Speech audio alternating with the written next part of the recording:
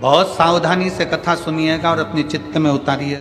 शिव महापुराण की कथा जिसके घर में चल रही है, जिसके टीवियों पर चल रही है, जिसके फेसबुक यूट्यूब पर चल रही है, जिसके मोबाइलों में चल रही है, घर में भले 5 मिनट शिव महापुराण की कथा चले, पर प्रतिदिन अपने मोबाइल को चालू कर 5 मिनट शिव पुराण चालू कर छोड़ दिया। घर में टीवियों पर अगर कथा आए तो भले सुनो चाहे नहीं सुनो, 5-10 मिनट उस टीवी को चालू कर छोड़ा करो, जिससे वो शिव महापुराण के शब्द हमारे घर के वातावरण को शुद्ध करें।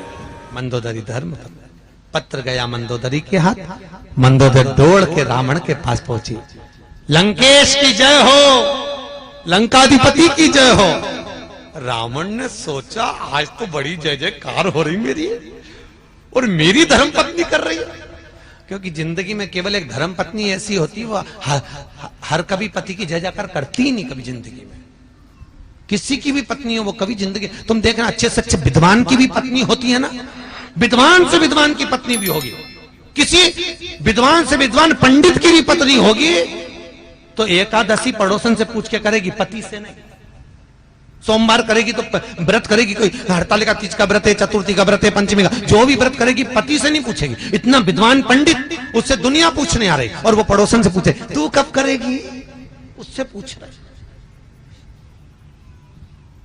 और बेचारा पति को बुरा नहीं लगे, बता हम तो विद्वान, हमसे दुनिया पूछ रही और ये पड़ोसन से पूछ रहे। इसमें पत्नी की गलती नहीं, इसमें पति की सबसे बड़ी गलती है। पति ने हाथ करके अपनी इज्जत खराब करी। एक महाराज जी थे प्रवचन में बोल रहे थे कि चतुर्मास में 4 महीना बैंगन नहीं खाना चाहिए। पत्नी भी बैठी थी, सुन लिया उसने, घर गई, सारा बैंगन उठा के नल्ले में पटक लिया नाली के अंदर। पति आया शाम को, ला भोजन ला, उन्हें भोजन दी, मूंग की दाल ने रोटी। क्यों रही बैंगन कहां गया, कल तो लाया था मैं 80 रुपए का बैंगन की सब्जी बनाने के लिए। पत्नी बोली तुम ही तो बोले थे प्रवचन में, कथा में, कि 4 महीना चतुर्मास में बैंगन नहीं खाना चाहिए। मैं उठा के सब फेंके घोड़ा पे। पति सिर पे हाथ रख के बोला, अरे ओ भाग्यवान, चौकी की कथा चूल्हे में क्यों लाई। अब खुद ही काम बिगाड़ते, खुद ही बता दो क्यों। मंदोदरी ने कहा स्वामी आपने कभी ब्राह्मण कर्म नहीं करा।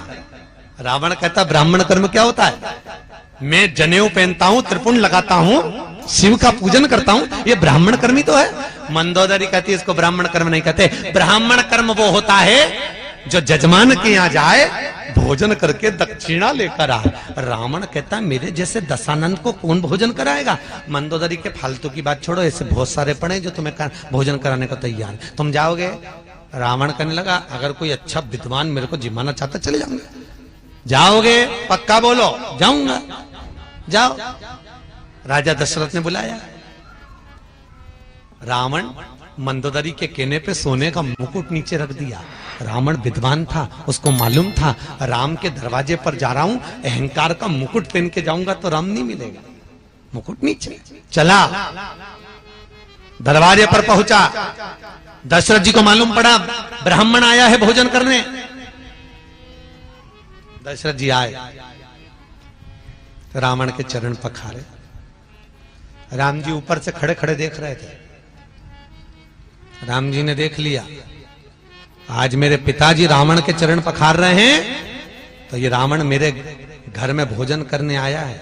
आज मेरे पिता ने चरण पखारे हैं तो एक ना एक दिन मैं भी पखारूंगा। ये देखो पिता के संस्कार। आज इसने कहते ना, गायत्री परिवार वाले नहीं कहते हम सुधरेंगे, बोलो जम के, युग हम बदलेंगे, युग बदलेगा। कब बदलोगे भाई, तारीख भी तो निश्चित करें।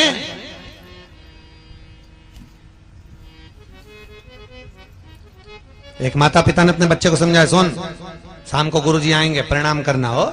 हाँ, शाम को गुरुजी आए, चल प्रणाम करके नहीं करना।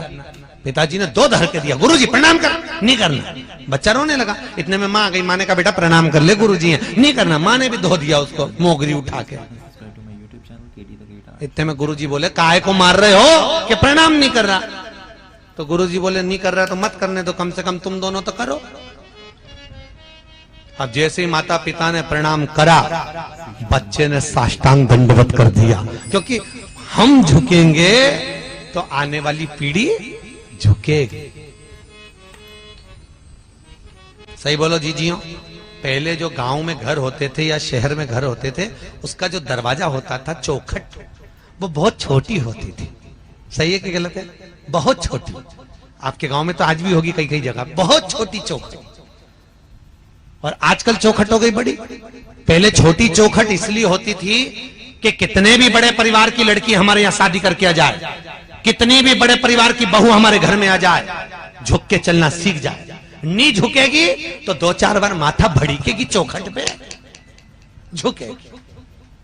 आजकल चौखट हो गई ऊंची, तो बहुएं भी बोलतो रही डुकरिया बोल, वो काय को झुके,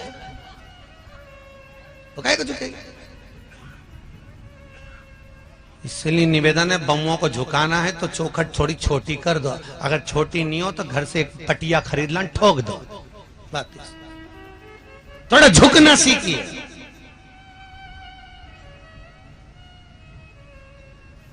झुकना जीते की पहचान है और अकड़ना मुर्दे की शान है। जो झुक रहा है वो जिंदा है, जो अकड़ रहा है कोई धन में, कोई सत्ता में, कोई लो काम में, कोई वासना में, वो सब मर चुके हैं, मुर्दे हैं। जो अकड़ रहा, 4 ट्रैक्टर, 3 मोटरसाइकिल न 2 गाड़ी, उसकी अकड़ देख के समझ में आ जाए मरा हुआ है, मर गया। ये जिंदा ही, जिंदा होता तो इतना क्यों अकड़ता? अरे बोलो तो नरम। जो धन पाकर भी नम्र रहे तो वो एक ही बात कहता है, सब उसी ने दिया है, हमारा है क्या? क्या लेकर आए थे? ऊपर से आए थे जब। अरे बोलो तो कुछ लाए थे? फ्रिज लाए थे, कूलर, वॉशिंग मशीन, जमीन। तुम्हें तो मालूम भी नहीं था कि कहां पैदा हो गए। ये भी नहीं मालूम था कि पूरा शरीर अच्छे से मिल जाएगा, हाथ पैर पांव आंख नाक। एक आध आंख निपटा के भेजता तो क्या कर लेते? अरे बोलो तो वापिस के झगड़ा करने जाते हैं कि लड़ाई करने जाते हैं। पूरा डिपार्टमेंट अच्छा दिया उसने। तुम्हें यह भी नहीं मालूम था कि अच्छे घर में पैदा हो जाओगे, पान तलई में आ जाओगे, अच्छी जमीन जायदाद घर परिवार सब अच्छा मिल जाएगा, अच्छे कुल में पैदा हो जाओगे। ये भी नहीं मालूम था किसी भिखारी के घर में पैदा हो जाते और घंटा घर के पास में कटोरा लेके बैठे रहते। तो बोलो तो सही, उसकी कृपा कितनी है। सोचो, हर पल उसको धन्यवाद देना चाहिए, हर पल। ये जायदाद दी है, ये औलाद दी है, मुसीबत में हर वक्त इमदाद दी है। तेरा ही दिया मैंने खाया पिया है, तेरा शुक्रिया है, तेरा शुक्रिया है। मुझे भोले बाबा ने बहुत दे दिया है, तेरा शुक्रिया है, तेरा। पर करे क्या? कई कई को तो इतनी अकड़, कई कई माता ही कह देती है वो तो मैं जिंदा हूं इसलिए घर चल रहा है, जिस दिन मैं मर गई आटे दाल का भाव मालूम पड़ जाएगा। तो जो डोकरी बोले उससे कहते आधा घंटा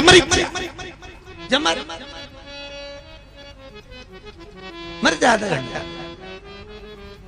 क्या हो तुम्हारे कहने से? जबरदस्ती दिन भर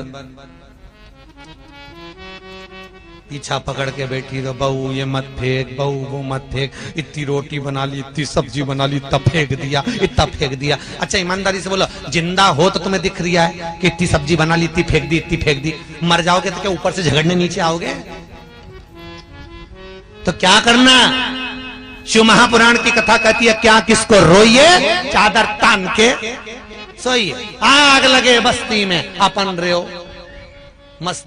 क्या करना अपन को? संत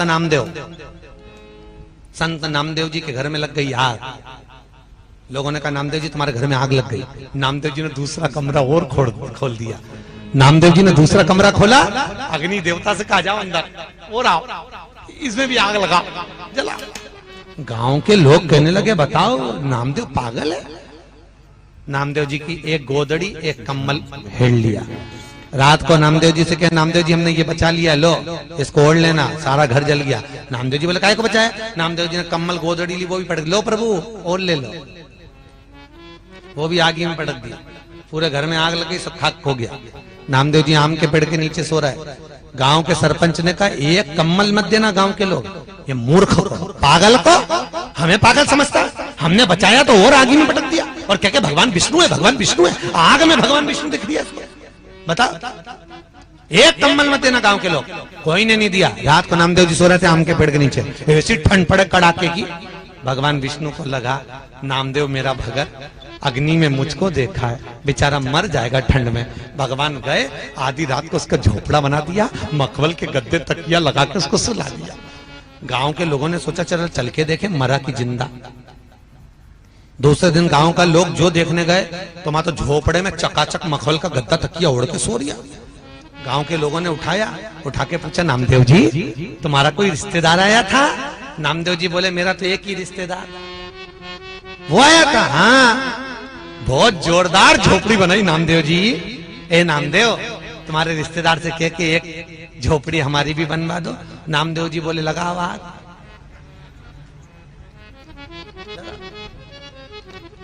तुम अपना अपना घर में आग लगा, वो झोपड़ा बना। पैदा उसने किया। महाराज मंदोदरी ने भेज दिया। दशरथ जी चरण पखारे, राम जी ने देख लिया। राम जी ने देखा पिताजी चरण पखारा, मैं भी पखारूंगा। और आया था जब रामेश्वर धाम की स्थापना हुई, कोई विद्वान पंडित नहीं मिला। हनुमान से कहा कोई विद्वान पंडित लाओ। विभीषण से पूछा तुम्हारी नगरी में कोई विद्वान है? विभीषण ने कहा मेरे भाई से बड़ा विद्वान कोई नहीं। हनुमान जी मंदोदरी के कहने पर रावण को रामेश्वर धाम की स्थापना कराने लाए थे।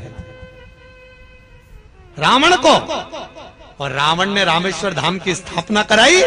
राम जी ने रावण के चरण पखारे तो रावण ने आशीर्वाद दिया विजय भव। जैसे ही बोले विजय भव तो हनुमान जी ने कोनी मार के बोला क्यों रे हार गया? रावण बोला हारा वारा नहीं उरे, तो तू नहीं तो बोला विजय भव राम जी को। तो के ये तो गुरु की गादी है, यहाँ कोई भी होता तो यही आशीर्वाद देता। युद्ध के मैदान में तो लड़ूंगा, भले ही के हाथ से मरूंगा, पर लड़ूंगा जरूर। अंदर प्रवेश, भोजन करा रावण ने।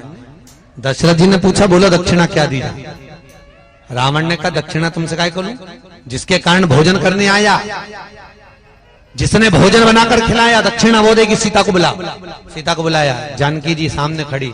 रावण सीता को देख रहा, सीता रावण को देख रहे। सीता जी ने पहचान गई रावण को, ये वही लंका का राजा रावण है जिसने धनुष यज्ञ के समय पर उपद्रव मचाया था। आज मेरे यहाँ भोजन करने आया। सीता जी ने पूछा बोलो ब्राह्मण देवता दक्षिणा क्या दूं? रावण बोलता है सीता जो दक्षिणा में मांगूंगा दे दोगे? हाँ मांगो।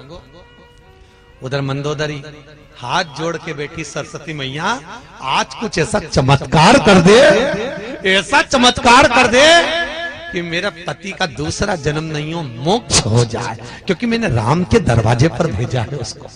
राम के दरवाजे पर कुछ कृपा कर दे। और रावण, सीता जी पूछ रही है दक्षिणा में क्या चाहिए?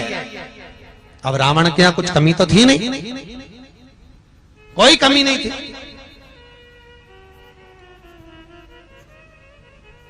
बस सरस्वती ने चाल चली, सीता जो मांगूंगा दे दोगी? सीता जी ने कहा मांगो क्या चाहिए? रावण मांग रहे थे मुक्ति, मुंह से निकल गई मुक्ति। दक्षिणा में सीता, दक्षिणा में मुझे मेरी मुक्ति चाहिए। सीता जी कहती हैं दूंगी, पर मैं नहीं दे सकती। सीता जी को मालूम था मुक्ति देने वाली मैं नहीं, मुक्ति देने वाला तो राम है। सीता राम के पास गई, दक्षिणा में रावण मुक्ति मांग रहा है। राम जी कहने दे दे। सीता जी कहती हैं अगर रावण को दक्षिणा में मुक्ति देना है तो पहले लंका में भक्ति को भेजना पड़ेगा। लंका में भक्ति जाएगी तब रावण को मुक्ति मिल पाएगी। राम जी कहते हैं लंका में भक्ति भेज दूंगा। सीता जी कहती हैं तुम्हारी इस धर्म पत्नी का एक नाम भक्ति है, जब तक सीता लंका नहीं जाएगी तब तक रावण को मुक्ति नहीं मिल पाएगी। राम जी कहते हैं सीता मेरे शंकर के भगत को मुक्त करने के लिए तुझे लंका भेज दूंगा। और सीता लंका में गई, ऐसी भक्ति हृदय में बैठी रावण के, ऐसी भक्ति बैठी कि रावण मुक्त हो गया। मुक्त मुक्त।